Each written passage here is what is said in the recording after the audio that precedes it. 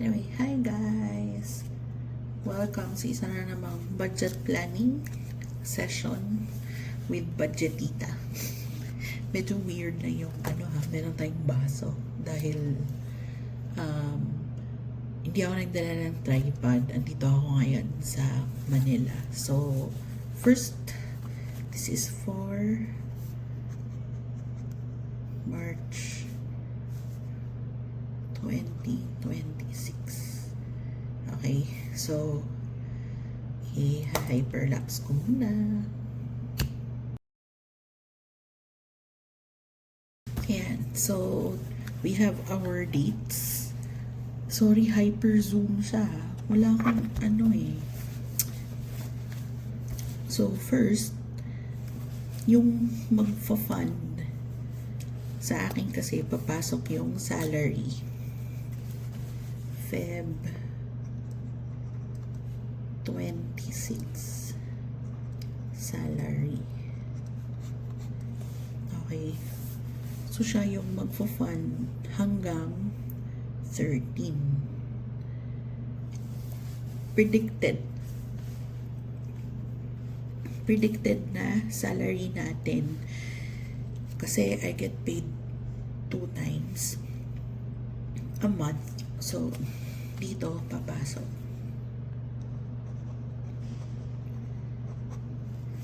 Kasi, Sunday yung 15. So, usually, binibigay yan yung early before 15 na weekday. Pero pag andyan yung 15, pag weekday to, dito pa matatanggap. So, yung next salary is dito sa 31. So, ayan. Meron na rin, hindi makikita, ay move ko. Ayan. Salary sa 31. Next, we're going to put our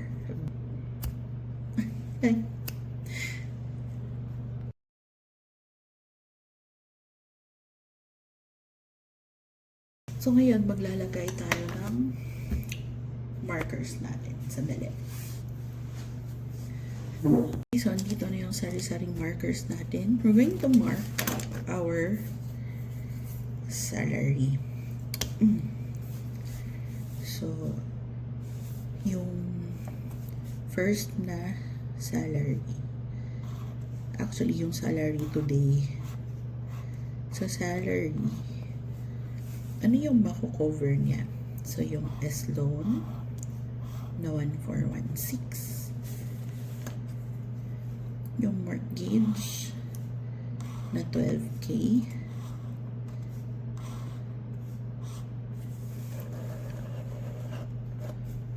Yung S-loan na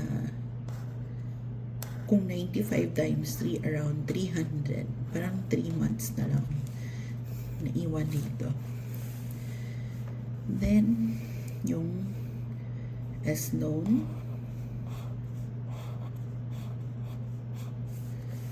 Then, yung CIMB. Tsaka, magsa-salary na ulit.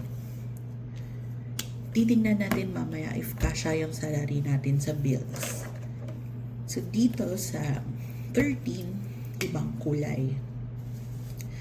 So, salary, which will cover for SPay later, last pay, loan. Teka, may nakalimutan ako dito. Ay, personal loan, yung S-loan, yung BPI, ayan. And hopefully, ito. Since magsusweldo na naman ulit sa 31, pwede natin ilagay yung smart under dito. So, mas klaro na po ba? So, kung gusto nyo mas, I'm going to color everything ba? Lagyan natin ng border sa lahat ng gastusin.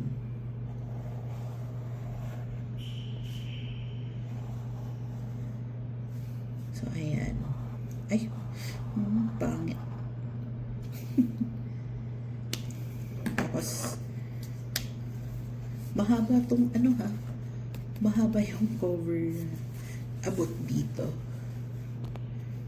Abot dito. So, ayan. Okay.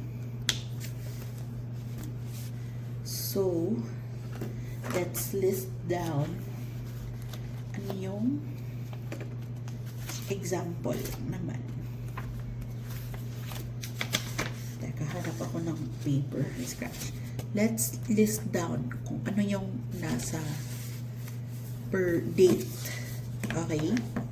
So, tingnan natin if kasha. So, right now, meron natirang 28,300. Okay, so merong S loan 1416. Of truth 1416 plus 12,000 mortgage plus 300 para ma-fully pay si S loan number 2 plus 702 plus assuming 10,000 yung minimum ng CIMB. So we have 24,418. Okay? So ayan. So lucky ako na wala akong groceries for the first half of the month dahil yung grocery care of pa sa father-in-law ko. 1,000. Ay parang teka. Parang ngayon pa lang magpapamarket yung husband ko. So, hindi siya... Ay! Ano ba yan?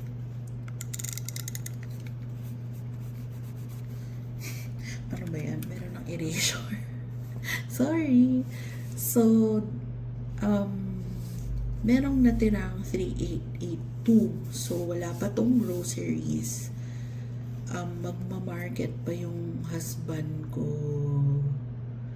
for this week. Pending pa siya. So, dito na ako magmamarket sa second week. 1,000. So, lagay natin dito palengke or market. 1,000. So, yung matitira is 2,882. So, since meron akong daily income, yun yung magiging everyday ko na spending. I usually allot 500 pesos. So, minsan mako-cover na yung grab ko, yung kape, yung konting snacks. Minsan kulang po siya. So, humuhugot talaga ako sa daily income. If wala akong daily income, wala talaga akong maisa-spend. Ito na yung natira. 2,882. Wala tayong choice kasi nagbabayad pa tayo ng utang. So, tingnan nyo. This one is utang. This one is also utang, but let's consider it a different kind of utang. This one is utang. This one is utang. And this one is utang. So, there's around 10, 11, 5, 12,000 worth of bad utang. Kaya, 'di ba, hindi ako makakasave. Pero pwede naman kasi I have my daily income. So, I have to augment my income to support myself. So, yung husband ko, yung income niya, parang enough lang din sa sarili niya. And some matters sa household. So, yun. Anyway, let's say, dito sa 13, yan na natin ha, yung 13, yung magiging salary is 29,200. Kasi ito yung kanina yung original. Pero wala akong may nahanap na ATM na hindi ng service charge, hindi maka-subtract ng emergency, hindi subtract ng service charge. So, yung 100, andun na sa service charge. Yung 18 pesos, sa iba 15. So, sa iba 13. May 13 pa ba? Parang last ko alam yung 13. RCBC ba yun? Or China Bank? Anyway, yung iba 18 talaga. So, 29,200. Pero tingnan mo yung utang ko. Yung SPay, let's say, nasa 9,200. Yung last pay, nasa, estimate lang ha, baka nasa 8,000. Yung Globe ko, tumaas dahil nawalan kami ng Wi-Fi for a while. So, hindi ko na malayan, ginagamit ko na pala yung data ko, kakanood ng mga videos. So, malaki yung kaltas. Nagbo-boost ako ng ilang beses. So, Globe 5,000. Tapos, yung BPI personal loan 8256. Tapos, may S loan tayo ulit 594. BPI CC, lagay natin nasa 10,000 yung minimum. Yung G credit merong 210. Tapos yung 6202. So, diba, dito pa lang 10 at 9 hindi na kasya. So, kaya ako may sinking funds. So, partially, yung sinking funds ko, nagbabayad ng mga utang ko. Kasi dito pa lang, 9, 10, 20 na eh. Tapos, meron pang 8,000 o di 28. Wala na. Wala na matira. So, maswerte din ako kasi merong pang ibang sources of income. So, ito, ilalagay ko ha. Si H na tumaas this month. So, let's assume 12 yung papasok. Tapos, si PF, dito ko na lang siya ilalagay. Minimum yan is 10. PF is professional fee. So, pag papasok sila, so, diba, covered yung first month, no? So, first month, so 1 to 12. Tapos, magsa-salary 13 to lagay natin 30, 31, pinaka-max. Okay, lagay natin si H. Si H, papasok si H, for example, ng 19. So, pwede siyang mag-cover. Ano ba yung bills after niya? 19, 2021, wala. 22. So, pwede niya to ma-cover. At least partially. So, tingnan nyo, may papasok ulit na PF. Bigyan natin ng ibang kulay.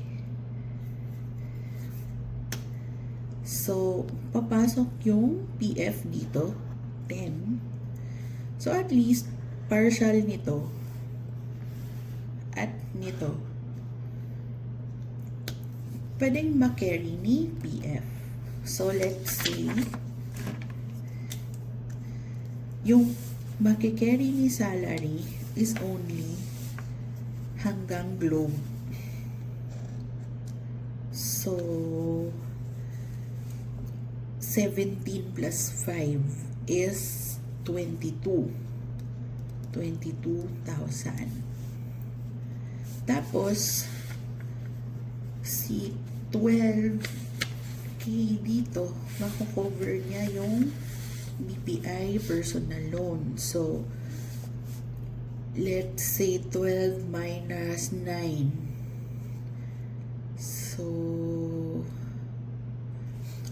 Sandali. So, 29 minus 22, may matirang around 7,000. Dito, minus 9, 12, minus 9, merong matitirang around 3,000. Ay, sorry. So, again, sa 29,200 na salary, so ilalagay, i-highlight na natin to So si 29,200 na baka kaya niya yung SPay, LastPay at Globe. So meron tayong around 22,000, tapos yung matitira is 7K. So yung 7K, hindi niya naman kayang tubusin yung personal loan. Kulang siya. So mabuti na lang meron tayong H. Pero kapag ma-delay si H, wala. Lagot ako. Hindi ako. Kulang yung pambayad ko sa loan. So, lagay natin pumasok si H. Si H is 12,000. So, ayan. Assuming 9,000. May matitirang 3,000. Tapos, si PF, papasok. I-cover niya lahat. So,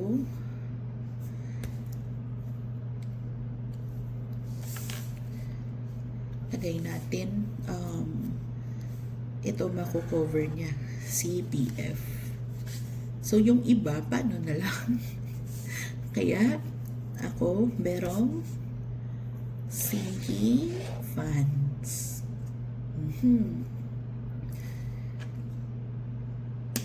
Na, yung sinking funds ko galing sa daily income ko.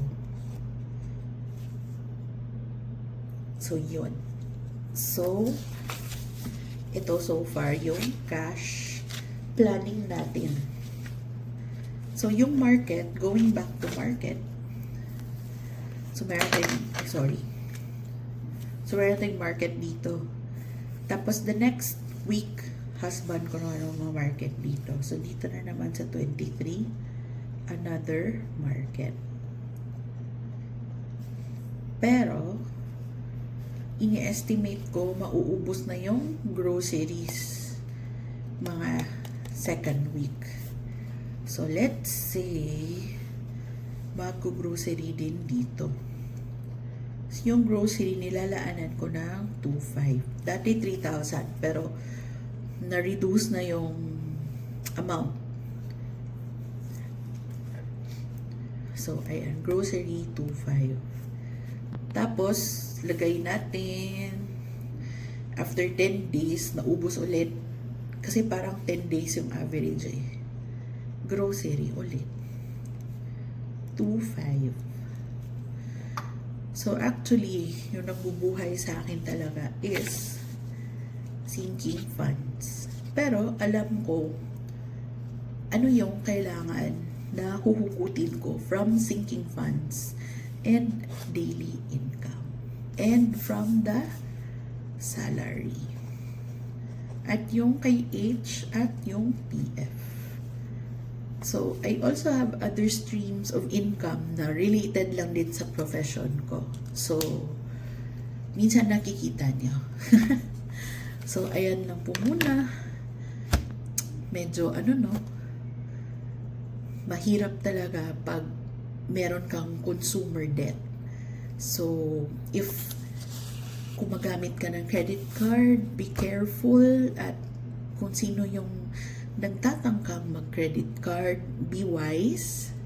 Don't follow my footsteps. So, nagsastruggle ako ngayon mag-pay off ng credit cards. So, yun lang muna. Bye!